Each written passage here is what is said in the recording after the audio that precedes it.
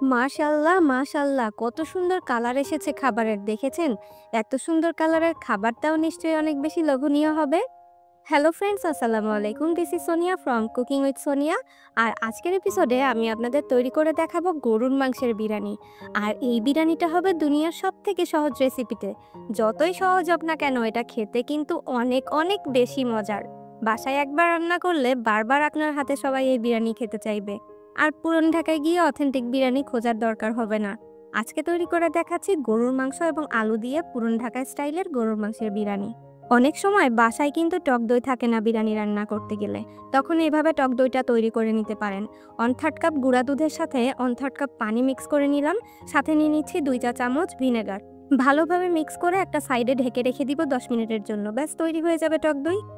একটা কড়াইয়ে 1/3 কাপ তেল নিয়ে নিব, আর তেলের মধ্যে 1 কাপ পরিমাণ পেঁয়াজ দিয়ে ভেজে নিব ব্রেস্তার কালার করে। পেঁয়াজ কাটার কথা মনে পড়লে আমার ভীষণ ভয় লাগে, কারণ পেঁয়াজ কাটতে গেলে আমার চোখ থেকে সবসময় পানি পড়ে।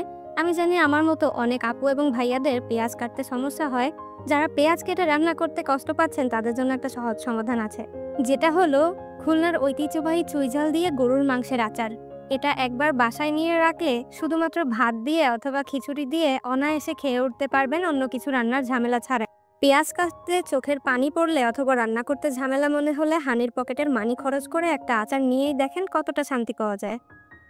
ওহো, পেঁয়াজ পুড়ে যাওয়ার আগে অবশ্যই কিন্তু 1/2 চা চামচ করে গরম মসলা দিয়ে দিতে হবে। দারুচিনি, এলাচ, তেজপাতা, শাহজিরা, লবঙ্গ, গোলমরিচ এগুলো দিলেই হবে। 1/2 চা চামচের কম দিলেও সমস্যা নেই। এভাবে পেঁয়াজ বেরেস্তার সাথে যদি গরম মশলাটা ভেজে নেন তাহলে কিন্তু খাবারের ঘ্রাণটাও অনেক বেশি বেড়ে যাবে। 1 কেজি পরিমাণ গরুর মাংস দিয়ে দিলাম। গরুর মাংসটাকে কিছুক্ষণ ভেজে নিব, তারপর দিয়ে দিব আদার পেস্ট, রসুনের পেস্ট এবং পেঁয়াজের পেস্ট 1 টেবিল চামচ করে। ভালোভাবে আদা, রসুন, পেঁয়াজের সাথে মাংসটাকে আরেকটু সময় ভেজে নিব। অন্যান্য গুঁড়া মশলা দেওয়ার আগে কিন্তু এই প্রসেসটা করে নিতে হবে, তাহলে দেখবেন মাংসের টেস্টটা অনেক বেশি বেড়ে গেছে। আপনারা বিরিয়ানি রান্না ছাড়াও কিন্তু এভাবে গরুর মাংস রান্না করতে পারেন। জিরার গুঁড়া 1 টেবিল চামচ পরিমাণ, লাল মরিচের গুঁড়া 1 টেবিল চামচ পরিমাণ, প্যাকেটের কেনা বিরিয়ানির মশলা 1 টেবিল চামচ পরিমাণ। আপনারা চাইলে কিন্তু ঘরেও মশলাটা তৈরি করতে পারেন। লবণ দিয়ে দিলাম 3 চা চামচ। এরপর খুব ভালোভাবে নেড়েচেড়ে কষিয়ে নিতে হবে, মশলাটার যেন কাঁচা গন্ধ দূর হয়ে যায়। এ পর্যায়ে কিন্তু এখনই কোনো পানি দিব না, এই মশলার সঙ্গে 2 থেকে 3 মিনিট ভেজে তারপর পানি অ্যাড করতে হবে। দিয়ে দিচ্ছি ঘরে তৈরি টক দইটা। টক দইটাকে খুব ভালোভাবে চামচের সাথে ফেটে তারপর দিতে হবে, যেন কোনো দানা দানা না থাকে। এরপর আরও কিছুক্ষণ কষিয়ে নিচ্ছি। তারপরে আমরা এর মধ্যে 1 কাপ পরিমাণ পানি দিয়ে মাংসটাকে সেদ্ধ করতে দিব। প্রথমেই আমি 1/2 কাপ পরিমাণ পানি দিয়ে দিলাম, এরপরে আরও 1/2 কাপ অ্যাড করব। যদি মাংসের গা থেকে বেশি পানি ছেড়ে দেয় তাহলে আর পানি অ্যাড করার প্রয়োজন নেই, না হলে পুরো 1 কাপ পরিমাণ পানিই লাগবে, কারণ এখানে গরুর মাংসটা মিডিয়াম সাইজের কাট করা আছে। ছোট ছোট টুকরা করলে কম পানিতেই মাংস সেদ্ধ হয়ে যেত। এবার ঢাকনা দিয়ে ঢেকে আমি রান্না করে নিচ্ছি 5 মিনিটের জন্য। আর চুলার আঁচটা এ পর্যায়ে একেবারে লোতে থাকবে, যেন পুড়ে না যায় তল থেকে। যেহেতু খুব বেশি পানি এখানে দেয়া হয়নি, তাই এই কাজটা করতে হবে। আর কিছুক্ষণ পর পর ঢাকনা তুলে কিন্তু আমাদের নেড়েচেড়ে দিতে হবে। কখনো যদি কোনো তরকারি, মাংস, বিরিয়ানি যাই বলেন না কেন পোড়া লেগে যায়, তখন কিন্তু তার স্বাদ একেবারে কমে যায়। তখন খেতে একটুও ভালো লাগবে না। তাই চেষ্টা করবেন স্লো কুক করার জন্য। চাইনিজ খাবারগুলো যেমন আমরা খুব হাই আঁচে কুক করি, বাংলাদেশি বা আমাদের এশিয়ান অন্যান্য খাবারগুলো কিন্তু আমরা একটু স্লো কুক করে খেতে বেশি ভালো লাগে। এরপর বাকি পানিটুকু দিয়ে দিলাম।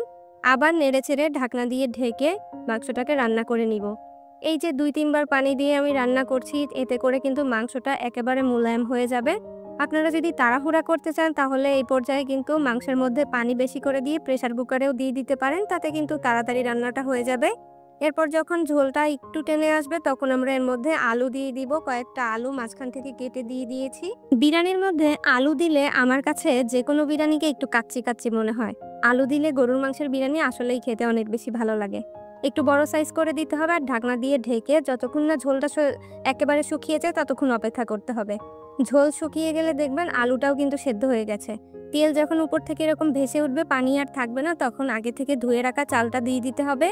এখানে আমি 500 গ্রাম পরিমাণ পোলাওয়ের চাল দিয়েছি।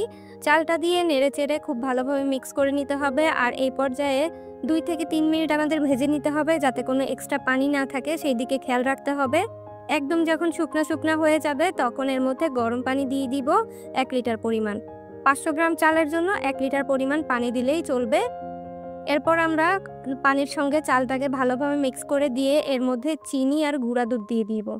১ চা চামচ চিনি আর ১ টেবিল চামচ পরিমাণ গুঁড়া দুধ দিয়ে ভালোভাবে মিক্স করে দিতে হবে। দুধটা যেন দলা পেকে না থাকে, এদিকে খেয়াল রাখতে হবে। চাইলে কিন্তু লিকুইড দুধ দিয়ে পানির পরিমাণটা একটু কমিয়ে দিতে পারেন। এরপর কাঁচামরিচ দিয়ে দিলাম কয়েকটা, ঢাকনা দিয়ে ঢেকে রান্না করছি হাই আঁচে ৫ মিনিট। ৫ মিনিট পর যখন দেখবেন এরকম বলক চলে আসছে, ৫ মিনিটের কম সময়ের মধ্যে বলক চলে আসবে, তারপর আরেকবার নেড়ে চেড়ে ঢাকনা দিয়ে ঢেকে চুলার আঁচ এক্কেবারে লোতে দিয়ে রাখতে হবে। যখন পানিটা একদম শুকিয়ে এরকম টেনে আসবে তখন চালটাকে একটু উল্টে দিতে হবে। উপরের গুলা নিচে, নিচের গুলো উপরে দিয়ে দিতে হবে। তাহলে ৪-৫ থেকে সমানভাবে কুকড হবে। এখন দিয়ে দিব ১ চা চামচ কেওড়ার জল আর দিয়ে দিব ২ চা চামচ ঘি। ঘি আর কেওড়ার জলটা দিলে বিরিয়ানির একটা অথেন্টিক ফ্লেভার এবং ঘ্রাণ পাবেন, যেটা একেবারে দোকানের মতো মনে হবে। তাই দেওয়ার চেষ্টা করবেন। বাসায় যদি না থাকে তাহলে না দিলেও চলবে। ঢাকনা দিয়ে ঢেকে দমে রেখে দিব ১০ মিনিটের জন্য, চুলার আঁচটা বন্ধ করে দিয়ে। আর ১০ মিনিট পর আমাদের গরম গরম বিরিয়ানি রেডি। গরুর মাংস এবং আলু দিয়ে পুরান ঢাকার স্টাইলের এই বিরিয়ানিটা অনেক সহজভাবে দেখানোর চেষ্টা করেছি। আর এই বিরিয়ানিটা খেতে কিন্তু মাশাআল্লাহ অনেক বেশি মজার হয়েছিল। আপনাদের তো নিশ্চয়ই ভালো লাগবে। আর আমি জানি আপনারা আমার হাতের রান্না করা বিরিয়ানির রেসিপি অনেক বেশি পছন্দ করেন। ভিডিওটি ভালো লাগলে অবশ্যই লাইক, কমেন্টস এবং শেয়ার করতে ভুলবেন না। আমার চ্যানেলে অনেক রকমের বিরিয়ানির রেসিপি আছে, আপনারা সবাই দেখে নিতে পারেন। কোন বিরিয়ানিটা ভালো লাগে কমেন্টসে জানাবেন। আর চলেন দেখে নেই আমার গরুর মাংসের আচারের কথা। আপনাদের বাসায় অনেক ব্যস্ততার মাঝে অনেক সময় ভালো মন্দ রান্না করা হয় না। বাসায় কিছু কিছু লোক থাকে যারা কিন্তু ভালো রান্না না করলে খেতেই চায় না। আর এমন সমস্যা কিন্তু আমার বাসাতেও হয়। আর এই সমস্যার জন্য আমি একটা সহজ সমাধান নিয়ে এসেছি। আমি তৈরি করেছি গরুর মাংসের আচার। খুলনার ঐতিহ্যবাহী চুইঝাল দিয়ে এই আচারটা তৈরি করেছি। এটা রেডি টু ইট। আপনারা যারা ব্যস্ততার কারণে বাসায় খুব ভালোভাবে রান্না করতে পারছেন না বা স্টুডেন্ট আছেন, পড়াশোনার চাপ অনেক বেশি, রান্না করতে কষ্ট হচ্ছে, তাদের জন্য মূলত এই আচারটা আমি নিয়ে এসেছি। এই আচারটা কিন্তু রেডি টু ইট। আপনারা কিন্তু কেনার সঙ্গে সঙ্গে বাসায় নিয়ে এটা খুলেই খেতে পারবেন। ভাত, রুটি, পোলাও যে কোনো কিছুর সাথে খুব ভালোভাবে মানিয়ে যাবে। খিচুড়ির কথা তো বললামই না, খিচুড়ির সঙ্গে আমার হাতের এই আচারটা কিন্তু অনেক বেশি মজার লাগে। আপনারা যারা এই আচারটি অর্ডার করতে চান তারা প্লিজ স্ক্রিনে দেওয়া নাম্বারে কল করতে পারেন অথবা আমার ফেসবুক পেজে নক করতে পারেন। আমার হাতের রান্না টেস্টের সুবর্ণ সুযোগ, এখনই অর্ডার করে ফেলুন।